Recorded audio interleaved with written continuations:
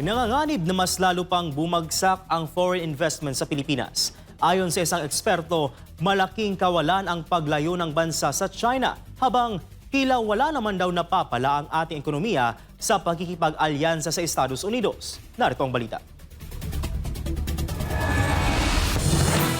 Bumulusok ng mahigit 50% ang mga inaprubahang foreign investment sa Pilipinas noong 2025.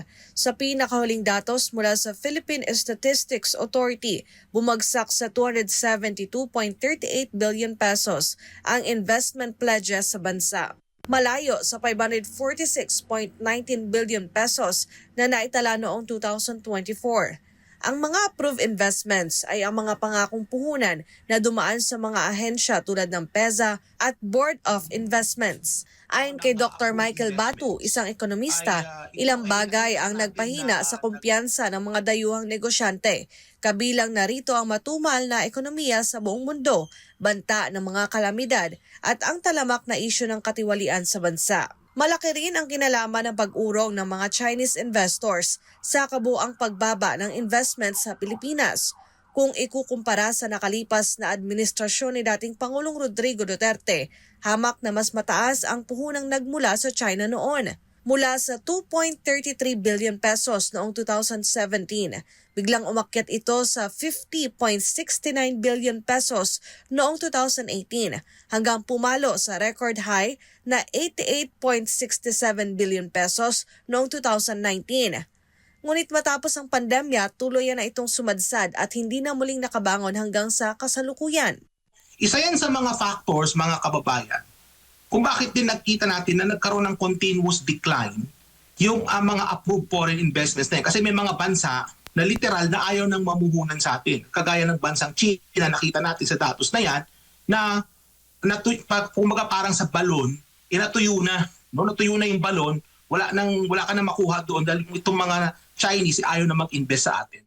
Kung maayos ang pakikitungo ng pamahalaan sa China, posibleng mapunan nito ang kakulangan sa investment sa bansa. Sa kasalukuyan, nananatiling ang Netherlands, Japan at Singapore ang mga pangunahing bansa na nagpapasok ng pinakamalaking puhunan sa Pilipinas. Ngunit para kay Dr. Batu, tila hindi nararamdaman ang bunga ng mas pinalakas na relasyon ng bansa sa Estados Unidos. Giit ng ekonomista, sa kabila ng pagiging malapit na magkaalyado, wala pa ring nakikitang direktang tulong o ambag ang Amerika para mapalago ang ating ekonomiya. Itong ating gobyerno actually sa kasalukuyan, mas piniling sumandal sa isang unreliable na partner. Kasi bakit ko nasabing unreliable ang Estados Unidos? It's simply because ang current policy ng US is not investing outwards but investing pabalik sa kanila. And that has been the objective ng gobyerno ni Donald Trump, which is America first, at ibalik yung mga investment na nawala sa kanila. Babala ni Dr. Batu, posibleng mas lumala pa ang sitwasyon kung hindi matutugunan ang talamak na korupsyon. Anya, ang katiwalian ng pangunahing mitsya ng political instability na nagiging dahilan para mawala ng tiwala at umatras ang mga dayuhang mamumuhunan sa bansa. And political instability is not good for foreign investment.